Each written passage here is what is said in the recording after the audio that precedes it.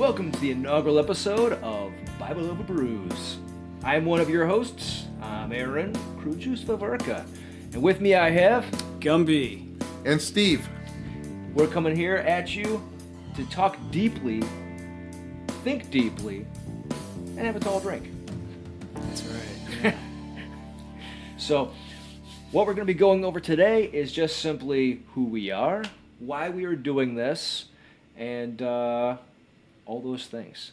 Yeah, right on. And explain how we're going against the grain and all the voices that might be saying, you guys shouldn't be doing that. That's weird.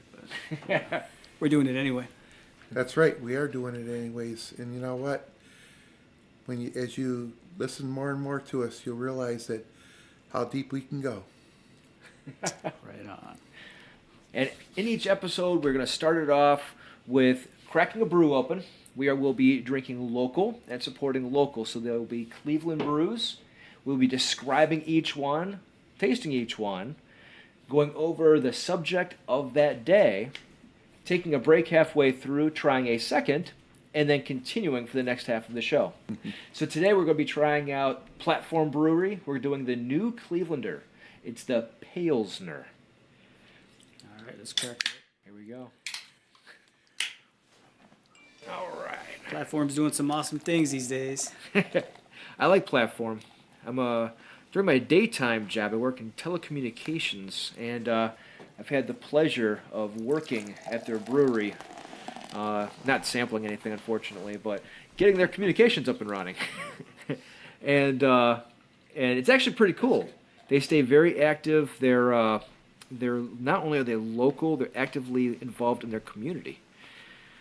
So, and if you get a chance while you're in Cleveland, if you stop over at at Town Hall over on West 25th, they make a specific brew just for them. It's a great place. Great food, great beer. So first thing I noticed right off the bat is this beer has a very nice head. Nice and foamy. Yes, it does. Crisp. Yeah. Has a very nice... It's golden. Yeah, nice crisp gold.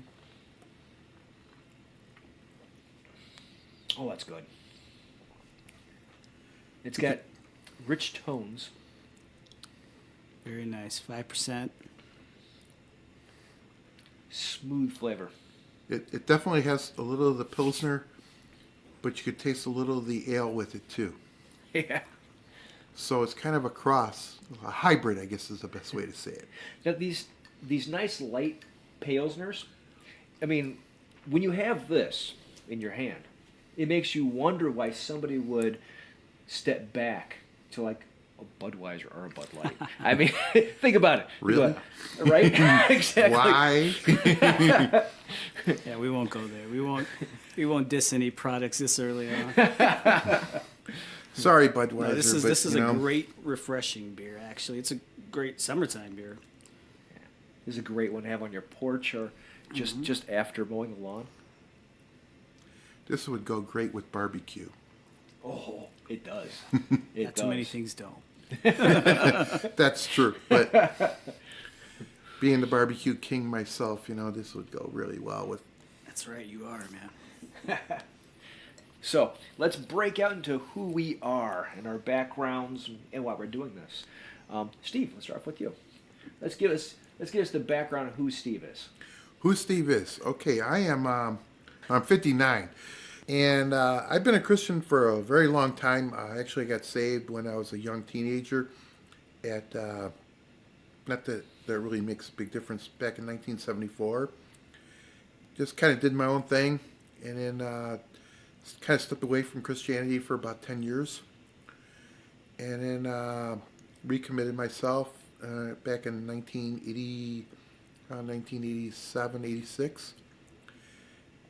I was playing the game, things like that, but just doing well. And then about 6 or 7 years ago, my Christianity got really tested in a real deep and a really hard way too. And that's when I knew that my faith was really serious, because it was all I had, because I lost everything else I still have my wife and everything like that. I am married. I'll be married 37 years this year. Awesome. So, which is really cool. That's quite unusual in these times. And Yeah. and kind of neat, talking to my friend Aaron here just kind of got me motivated. Aaron kind of challenged me in many ways in what I believed and why I believe what I believe.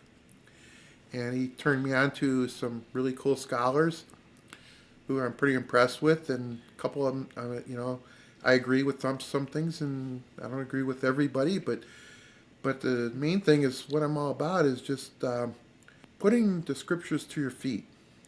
So I'm really about how does it apply to me in my everyday life, and just the awesomeness of God and how He's moved in our lives, and how He's taken us to this point, and it's a story that never could be written.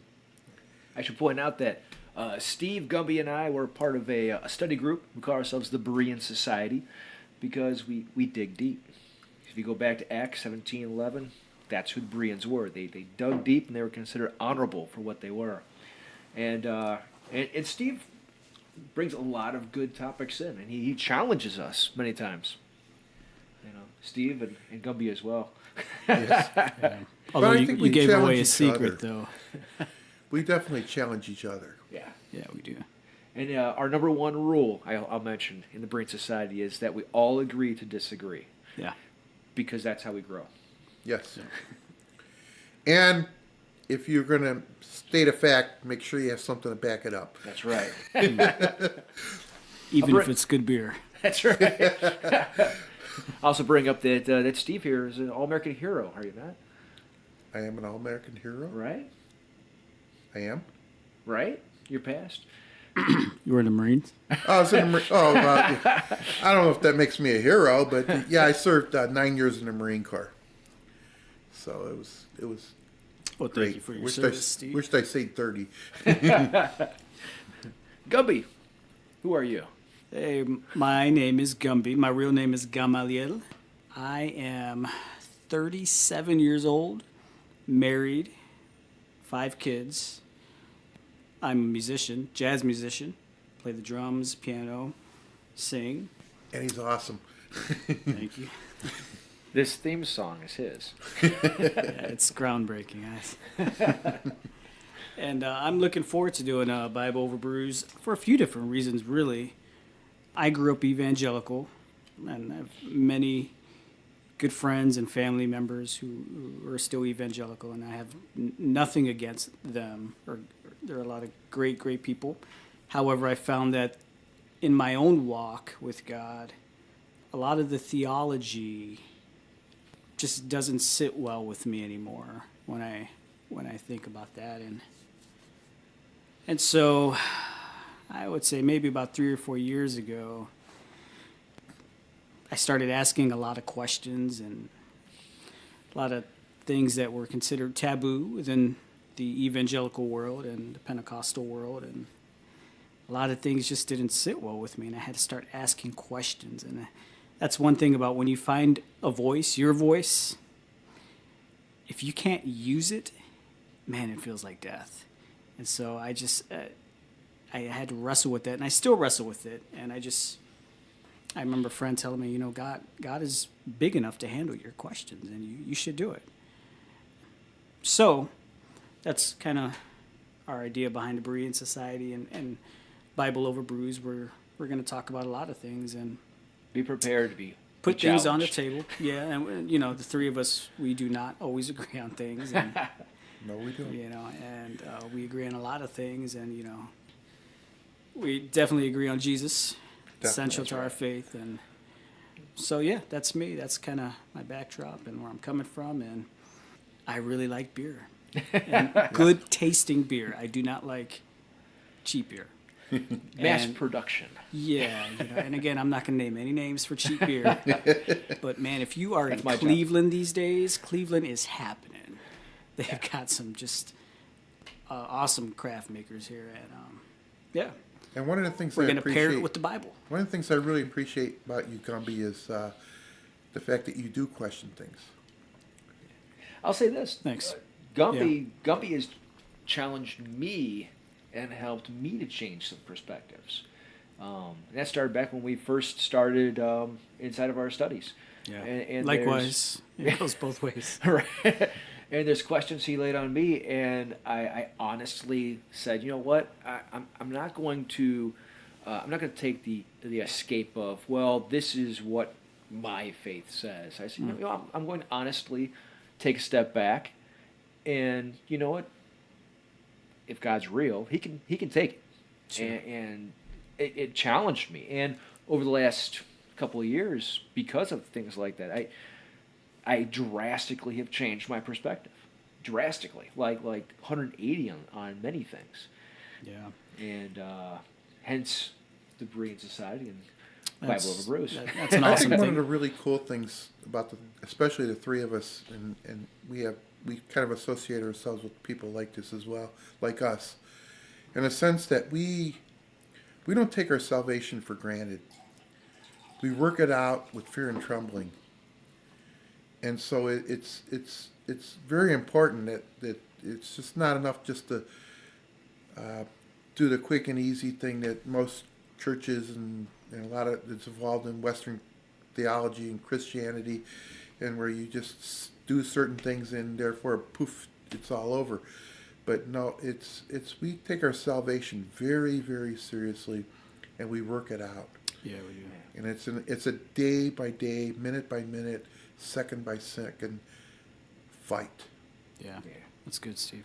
I think, Aaron, going back to what you said about being challenged, I feel the same way. I didn't realize how narrow-minded actually my view of Christianity actually was.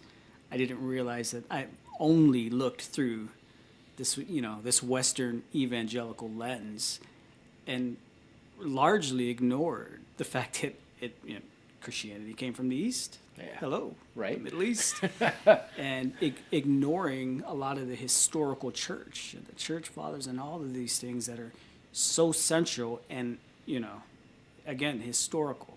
It's just the big word for me there. I can agree with that. Yeah. Yeah, because it's coming from that side. Because I think all of us have a predominantly evangelical background. Coming from that side of it, it's like Christianity started at the Reformation, right? there was the apostles, then there was the Dark Ages, and the Reformation, and not much else is talked about between that. Well, there was 1,200 years before that, What are you talking about? at least, before the Reformation. I think if we take the things that we grew up and learned as young men that we were before, we've kind of been taught to put God in a little itty bitty little box, and that was all the capabilities that he was at. God box. The God box. And if you were outside that box, you just were wrong. And to realize that when we just take the awesomeness of God and who he is and his character, and we put him into a little box, we're limiting him and limiting his capabilities in our life. And I think that once we come to a point where we become so broken and so yielded to him and his spirit, which is really, really important, that all of a sudden we realize the vastness of who he is. And when you start really studying like the Old Testament, because a lot of times as evangelicals, we just concentrate on the Gospels and the New Testament. And we realize that there's a whole bunch of history that happened prior to all that. A couple thousand years. At least a couple thousand years. And then when you start digging into the Old Testament, I realize, because we're always told that God's the same today as yesterday and the day before and everything else, but yet he's the same God in the Old Testament as he is the New Testament. So we have to see his glimpses of his hand through the Old Testament, which is really cool. And go back to the God box. That's one thing I earlier in my journey I realized is that churches often have the same rhetoric, the same verses that everybody learns and everybody memorizes, and that there is like this gamut, this whole bunch of verses that are always neglected, and it's those verses that are far more interesting. And that was one of my questions early on. Well, how come we neglect these verses? Why are these special and these ones aren't? You know, and it's, I mean, even back to my childhood, man. When I was young, my parents gave me a Bible. It was an Amplified Bible, and I loved it because, like, as you read through it, in the little brackets, it would tell you all the little meanings that these words could mean and stuff like that. And for me, in my mind, I was like, oh, yeah, this is awesome. But the trouble I had is that I would get to certain passages, like in Samuel, for example, where it would say, "Is not the rest of this story the book of Jashar?" I stopped there and whoa, hold on. Where's the rest of the story? You know, and I start flipping back and forth. And where's this book of Jashar? I can't find it. You know, and I get over and I ask my parents, well, "Where's the book of Jashar?" You know, and like, "Oh, that's not inspired, so we're not supposed to read that." Yeah, we don't talk about And that. it's like, whoa. It's telling me to read this, and you're telling me I can't read it? No, you can't read that. Why? You know, and so I kept running into these walls of why? How come? Somebody needs deliverance. Yes. Well, the neat thing about it is you get into these books that are actually mentioned in the scriptures, like the book of Enoch, and there's a few others. As you read those, yes, true, they may not be inspired as the Holy Bible, but they give you a historic, and they put things into context, Yeah. which is really important. They don't necessarily inspire the word, but I think what they do is they give Amplification for the scriptures. Thank you for the word. So, but the other neat thing with that too, and so I just want to make this real clear that we're not saying that scripture memorization is not important, Not at all. because it is very important that you do memorize scripture, but just understand its context and understand the supporting scriptures that go with it. Well, I agree, because there's all these things, especially among, once again, our evangelical background, and I'm not going to diss the evangelicals because they've helped hundreds, millions of people over the years. So I can't diss that. But on the same token, there are many passages that are taken out of context. I mean, I can't tell you how many times I've heard one of my old pastors say, "Touch ye not the Lord's anointed."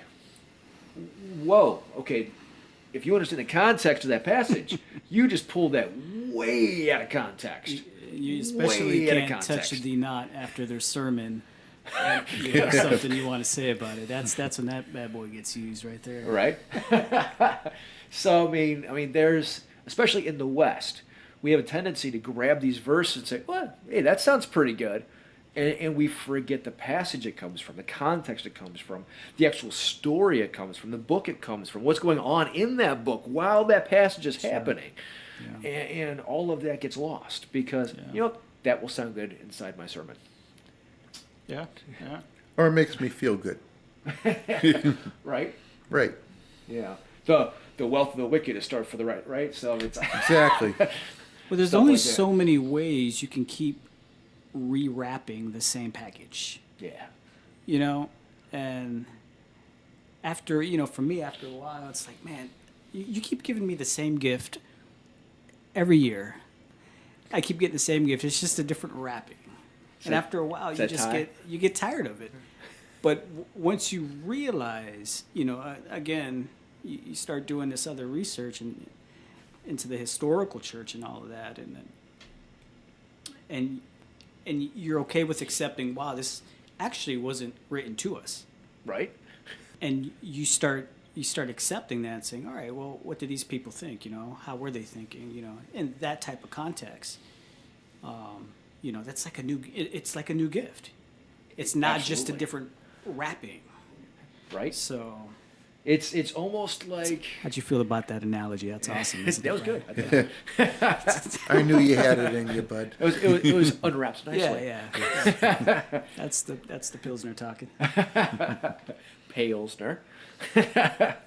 No, it's I totally agree with that because there's context opens up worlds. And we're going to be touching on a lot of this in future episodes. Like the canon, for example, like you said, necessarily not inspired of. Well, we actually have a future episode coming up where we're going to be talking about what is the biblical canon, because there's a long story behind that. And along with that is diving into context. Because, I mean, you have full passages, like we were saying earlier, that are taken completely out of context and applied to us now. And, like certain prophecies. we'll be doing some of that in the near future here too. The night's too young for that, Aaron. Yeah, because I do like prophecy, but I like prophecy in the context of where it was spoken and whom it was spoken for. Yeah. And there's a lot that is taken so far out of context, it hurts my head. Mm-hmm.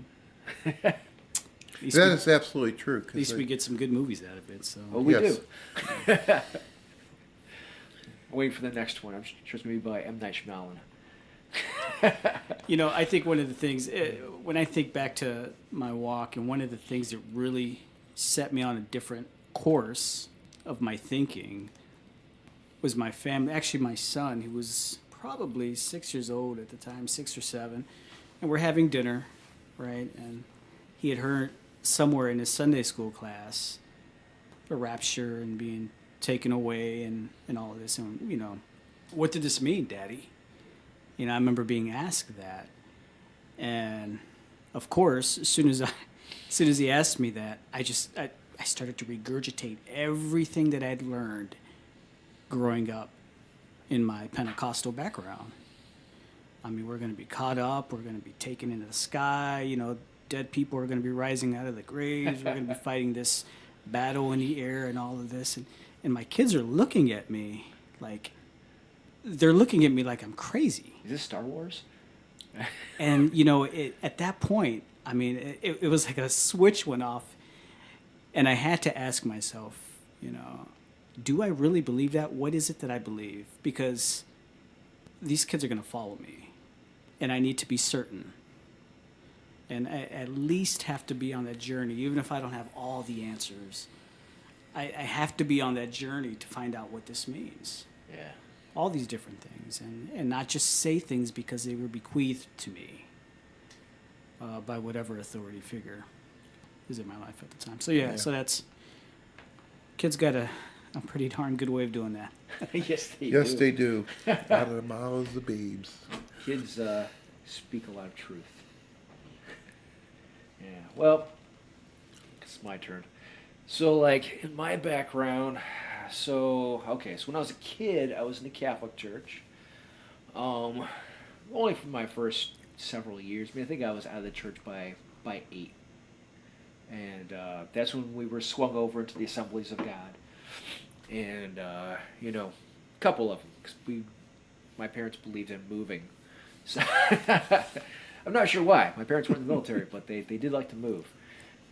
I've lost track over the years how many times we moved. But we spent some good time in the country. So I did spend, I think, 5 years at one location in Geauga and another one at probably close to that over in Ashtabula. But my early years, I was homeschooled because I have some fun learning curves.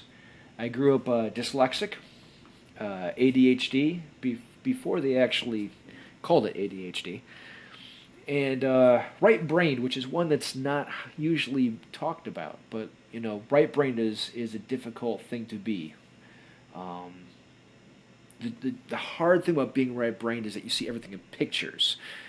And so when somebody throws mathematics at you or spells something, it's hard because you have to stop and you have to visualize the numbers, or you have to visualize the word before you can sound it out. It's right brain is hard to be, and especially when it's coupled with dyslexia and ADHD. So getting through all of that, So I was homeschooled. My parents were actually told that the school didn't have a place for me. Ironic, but later, growing up, so it was pretty much just my mother and my siblings. We weren't allowed to go off of property or anything else, and that led to some bad things later. Like my mother ended up going down the road where she met somebody and she was seduced by the dark side, and they ended up brainwashing us children to believe that we were like possessed by demons and all kinds of cool stuff like that. Wow. Whoa. Yeah. So we were taught to believe that our father had secretly brought us to satanic meetings, and so we were taught to believe that he was this Satanist, and so that kind of messes with your head, just a little bit. And when I got out of that, I was living with my grandfather. I'm not going to go over the whole thing because it takes forever. He was an awesome guy. My grandfather is just, he was this 20-year Navy man, and always had a drink in his hand. I never saw him drunk, but he always had a drink in his hand. And he cussed like a sailor because he was one. Like him already. Did he talk like a sailor too? But he was he was a gentleman. Worked hard all his life. He had 20 years in the Navy. After he came out, even though he had the Navy pension, he still was working full time. Took care of all of his kids. Took me in later after all this happened. Looked out for me. Got me my first jobs. Just this good man. This is really good man. You never disrespected God in front of him. He was, Yeah. So he was just this good guy, And it's ironic because when I think about it, I go back to like people I see growing up in, a lot of the churches I was at, and they would often talk ill of people like my grandfather, not him directly, but people like him, and but these were the same people that certainly did not show the depiction of Christ in their life. Like they talked it, but they certainly didn't walk it, and that also left a slight impression on me as well, because these people talk church all week long, and here you have my grandfather, who's a regular guy, but I'm gonna tell you what, you never left the house unless you were fully taken care of. If you ever called him, he made sure that everything was taken care of. If you needed anything, he was there for you. So even though a lot of these other people were talking church, he walked church, So you can say what you want about certain people, but just because they look a little rustic or they sound a little rustic, that person might be the best Christian you've ever known. Yeah. And he kept you grounded. He did. He brought me back around to reality.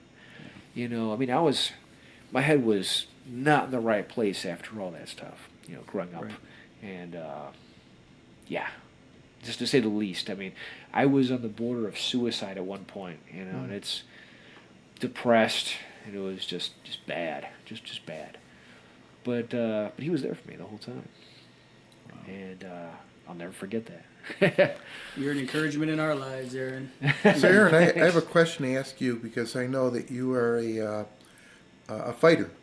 Yes. And you enjoy a fight, and which is good. You're not a rebel rouser. I want to say that though, just very clearly. But you are you have a. Yeah, he doesn't back down. He doesn't. No, he doesn't back down. No, he doesn't. I've tried. And that's okay. But the neat thing about it is, where did that come into your play in your life? So I was always into martial arts. Like my dad and I, when we were younger, we would watch the show Kung Fu with David Okay. Carradine. Yeah. Oh man, that inspired me, right? And And so I actually taught myself. Good man, grasshopper. That's right. So I actually taught myself the whole Kempo karate system, the kata, everything, out of books and videos. I taught myself the whole thing because my mother would not let me take martial arts, but she would let me take whatever I wanted out of the library. So I taught myself the entire system, just out of books and videos. I did pretty good too. I actually met a couple of people I sparred and stuff. I did really good, so I really enjoyed it. When I got to my very first martial arts instructor, he was a Jeet Kune Do instructor. He said, "You just got here. You're already my best kicker." So, I'm not surprised. but that the martial arts, in many ways, it saved me because my faith was used against me. Like I said, I was taught to believe I was possessed by demons. My father was a Satanist. And actually, they enforced the belief that martial arts was bad. But I tucked that deep down inside of me. I held on to it. And I kind of separated my mind a little bit. It's a hard thing to explain, but you separate a small piece of yourself so you don't lose it. And you tuck it deep down inside. You kind of separate your mind a little bit. And so then later, I'll never forget the moment. I was walking upstairs, I was looking at a door, and I blinked. And when I opened my eyes, my fist was in the door. And that's when I realized my mind was back, and I was who I was. And that same night is when I left the house. Wow. So in many ways, the martial arts, further down the road also, saved me. I was going to say, so you feel like martial arts, in a sense, gave you a sense of discipline where our quote-unquote religion failed to give us in Absolutely. a practical way. I feel that way about music. I mean, had it not been for music and me having the ability to at least focus and have that for certain parts of my life, I mean, who knows what could have happened. You know what I mean? It's a gift from God. It really is. Yeah. I mean, there was moments, like when I was living with my grandfather, when I first moved in with him, he said, "I want you to just relax and relearn who you are." And he said, "I don't want you to work. I just want you to Wow, relax." what freedom. Oh, it was fantastic because Yeah. I had never known freedom. I had never known it. I was never allowed to leave the property. I was, occasionally, but not very often whatsoever. And so I had never really known freedom. So I spent my mornings in the library, and I would walk to the rec center. I trained at the rec center. That's all I do every day: study, train, study, train. And I was going to church. My grandfather encouraged it, so he would drop me off at the church every Sunday, and then come pick me up. And I don't want to say I don't want to say that I was completely rebellious against it, but a large part of me didn't want anything to do with it because my faith had been used against me. Right. And so I explored other religions. I got really deep into Eastern philosophy, and that's where I found my home, was Eastern philosophy, because I didn't want to show devotion to another god when I was trying not to show devotion to one already. So what's the next best thing? Eastern philosophy. And so I dug really deep into Buddhism and Taoism, especially Taoism. Buddhism was good, but Taoism really, encapsulated a lot of what I believed and a lot of what I saw, because coming from so many years in the country, I was very close to nature, and that's Taoism. And ironically, it's also what started me back on my path, because I was reading all these books on Taoism, and then I came across this one where it was quoting various people who had written about Taoism. And I get to this one page, and it's C.S. Lewis. And I was like, what? Get out of here. Sure enough, I read the whole page, and C.S. Lewis had written about Taoism. I was like, wow, that's mind-blowing. That guy's wrote a couple books, hasn't he? Oh, right, Yes. right. Perhaps one of the greatest Christian thinkers in the last couple hundred years. Greatest thinkers, period. Oh, Yeah, man. And that led me to other Christians who had written about it. Father Thomas Merton, great, great Christian monk, reformer. Father Thomas Merton was just a really good guy, right? Yes. And great writings. And he also wrote about Taoism. And so that's when I started doing more and more research. And I got to those verses we talked about earlier, where it's like, oh, hold on. What are those verses that nobody else wants to talk about? Right. It What's seems like in they're those holding back verses? on you something. Right? Yeah. So that's why I decided I have to come back around. And so I started studying. And to this day, I will never forget the moment. Our church would often go to McDonald's afterwards, after evening services. And so I had been reading extensively about quotations in the Bible from non-canonical books. And one of those I ran across was in Jude. And in Jude, I ran across the book of Enoch, right? And it quotes it word for word. And so I've been doing background on that. And it showed this rebellion inside. And I was like, well, hold on. This doesn't coincide with what I read in Genesis. Was there two rebellions? And so that's where I stopped. I said, hold on. And so I went back, and we were talking. This is at McDonald's, and we're talking. And I said, I have a question for you. And he said, sure. What's that? I said, was there two rebellions in heaven?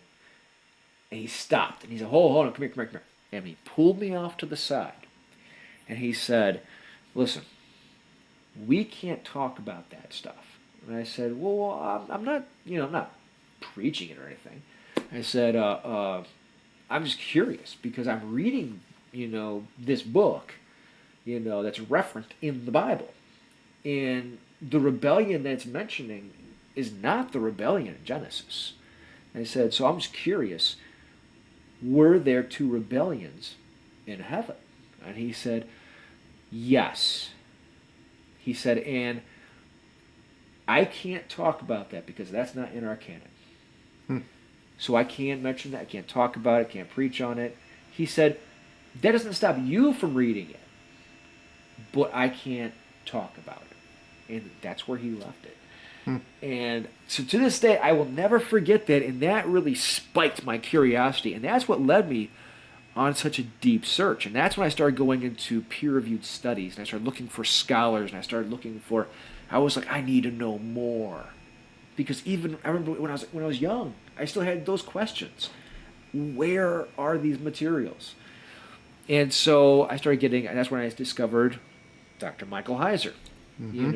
Among others, N.T. Wright is a great one, and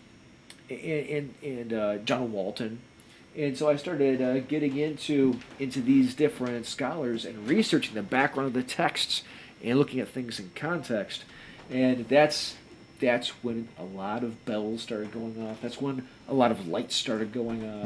And I started realizing there really is more. So that's kind of my background. Which is really cool, though, Aaron, is that that's that little box that we talk about, that things are just put so nicely and neatly in there, and that claims certain things, that they realize that there's a whole vastness that's above all that.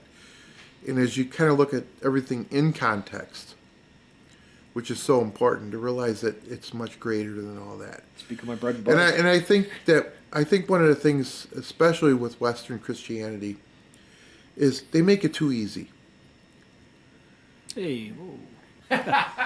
No, I agree. In general, he's not pinpointing any particular. I'm not pinpointing anybody else, but the thing is, if it was easy, then you know what? Then all that stuff that happened in the Old Testament shouldn't have happened. And to realize that. What do you mean by that? Unpack that. Well, let me unpack this a little bit. It's there's a lot of things, like if you do certain things, you can receive benefit and lots of stuff, and if you are of a certain persuasion or whatever, and it's not always the case. And if I know growing up myself, I like I said, I'm 59 and I've gone through quite a bit, and life's never been easy for me. Yeah. And I've done everything you could think of in the evangelical world, but to realize that, life is not easy. Life has its moments. Yeah.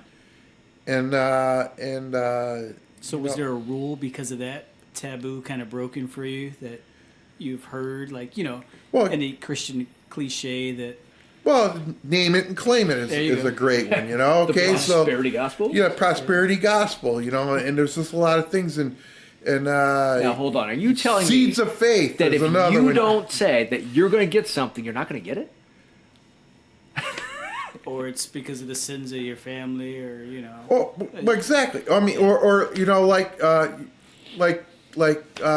great example. Let's take some well-known Christians who have severe handicaps and things that happen in their life, and because they don't have enough faith, they can't get healed. Wait, so you're telling me that Paul was not a great Christian then? Because, hey, he had a thorn in the flesh. So obviously, he didn't have enough faith.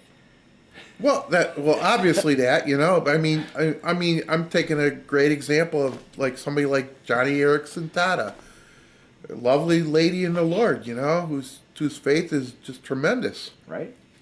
beyond mine, and it's like, and I know she's been confronted this by people who say, well, you just don't believe enough. Yeah. Like, really?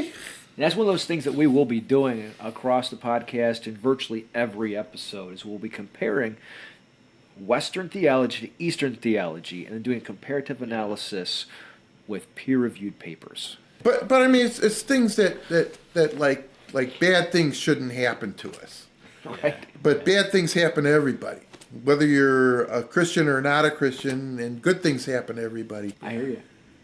Let's take a quick break real quick because we're going to introduce our second brew for the night. oh man, you heathen.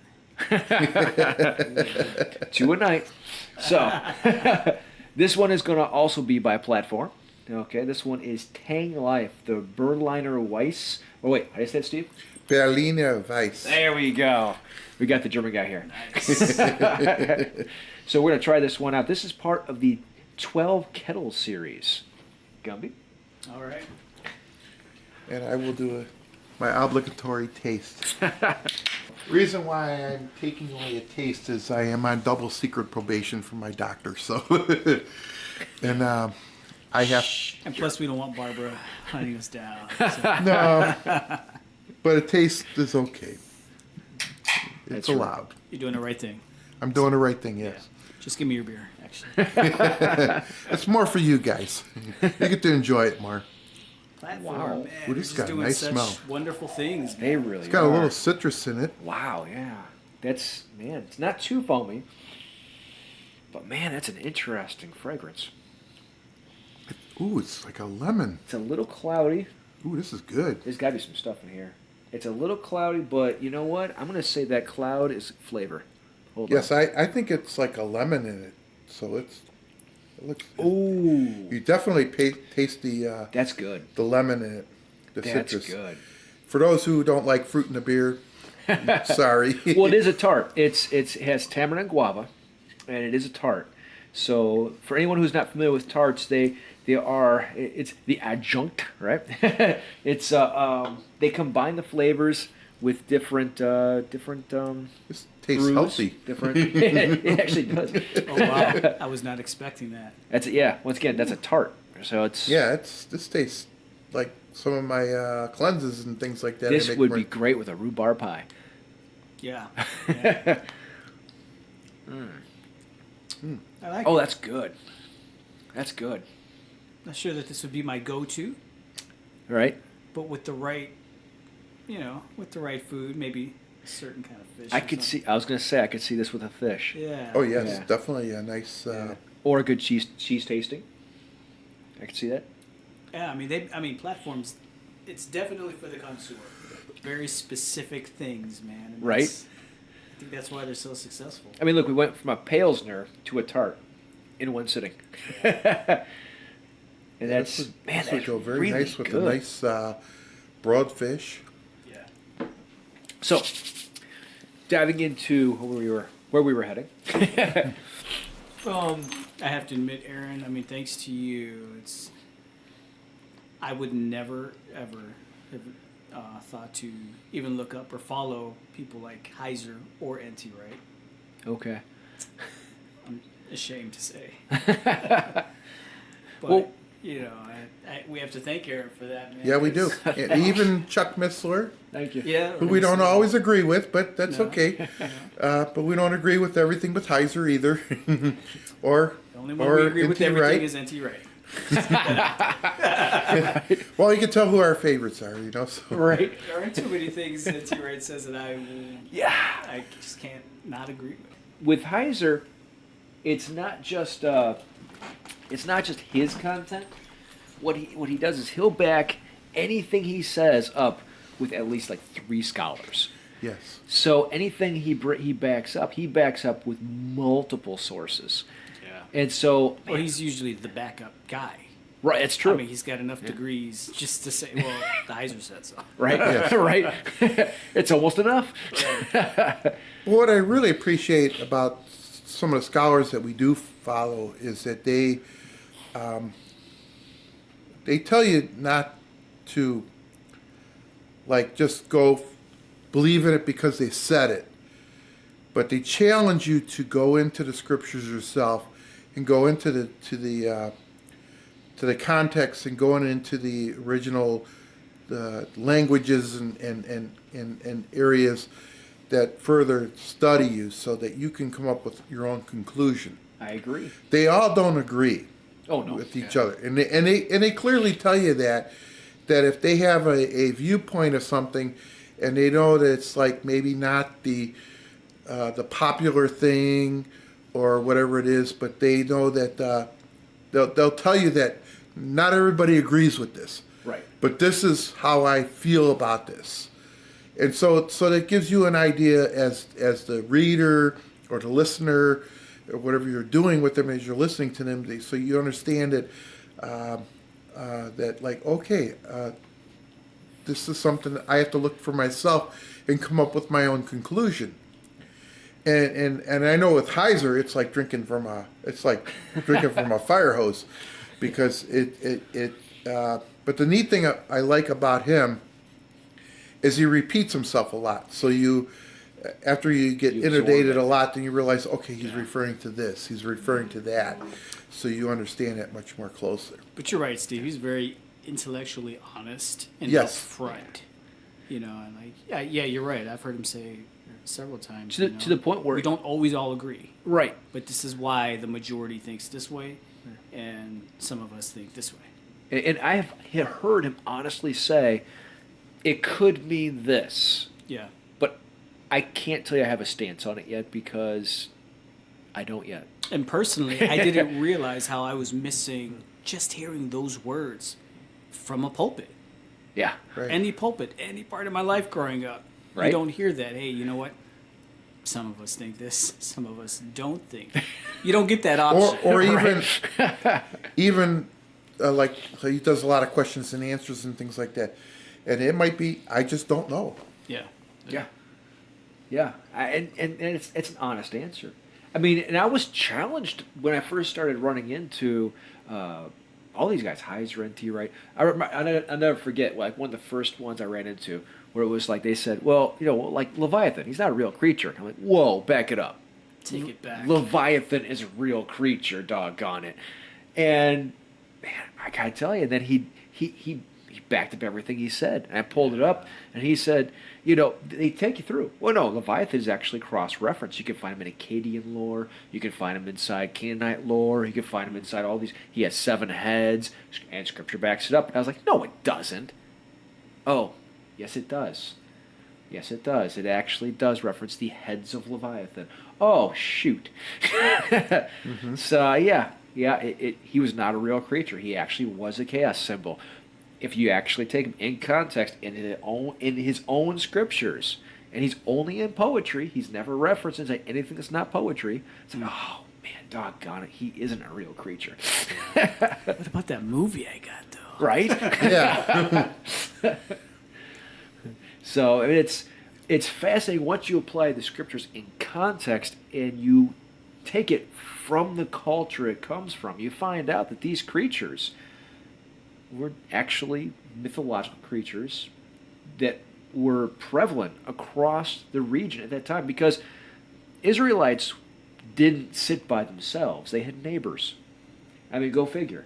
You know, the Akkadians were their neighbors.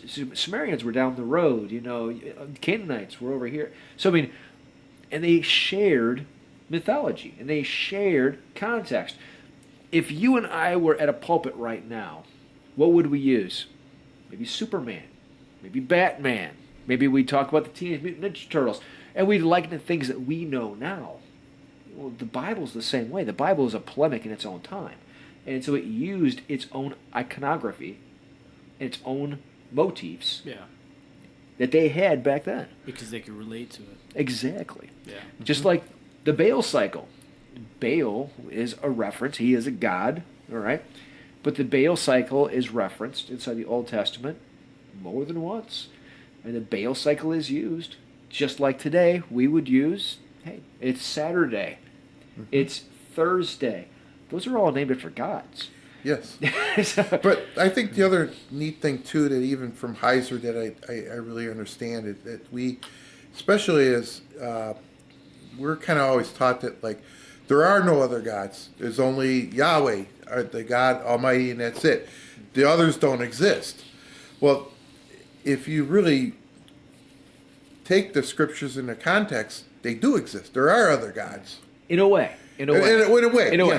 Yes, I understand it. We do have an episode coming up where we are going to cover that. We're going to cover it. I understand it, but there are other gods. But we know that our God is the supreme, almighty God who our loyalty needs to go to, and not to anybody else, not to anything else.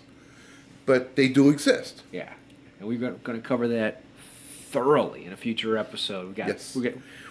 So I hope we whet your appetite. We'll even have handouts for it. For those out there, I hope we whet your appetite with that one. Yeah. And one of the big struggles I had going into it was the whole East meets West. I mean, that's because, okay, so like when I was young, okay, I was Catholic. And I still remember, I mean, because I was baptized into the Catholic Church, I was the one that would take my grandmother to services once I could drive, you know, and I was allowed to because I was baptized in the Catholic Church, and I retained all of the rituals and everything else, even though I hadn't gone there for years. But when it came to the whole East meets West thing, you look at Orthodox Christians. And in Orthodox Christians, I always I was like, oh, you know, those are Catholics. That's what I thought. Oh, that's just a different branch of Catholic, you know. Yeah.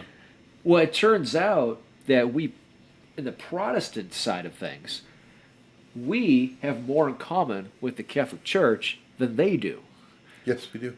I mean, the only thing they really share is the similarity in liturgy. That's really about it. Their theology is 180 degrees in the opposite direction.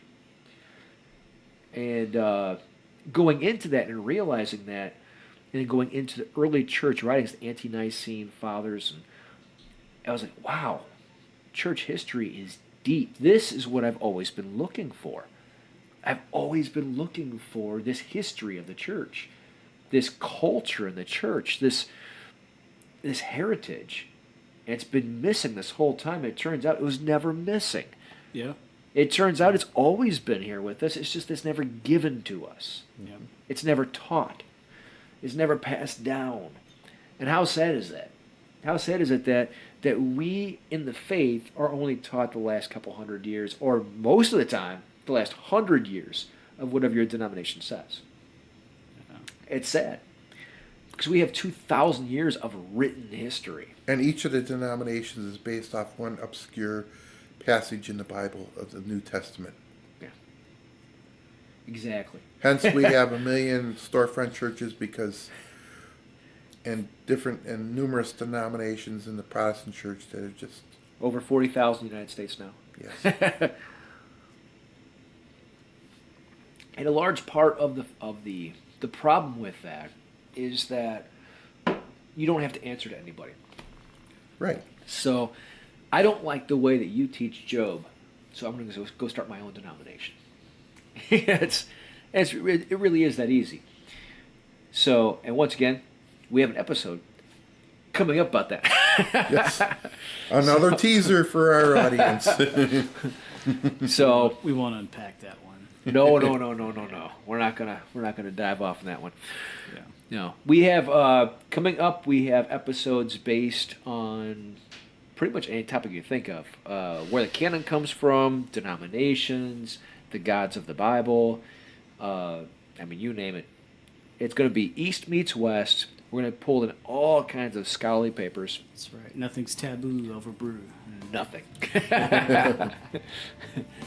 So, brace yourselves. It's coming up. If you like what you've heard, please hit subscribe and follow us on Twitter, Facebook, Google+, Tumblr, Instagram, SoundCloud, and visit us at BibleOverBrews.com.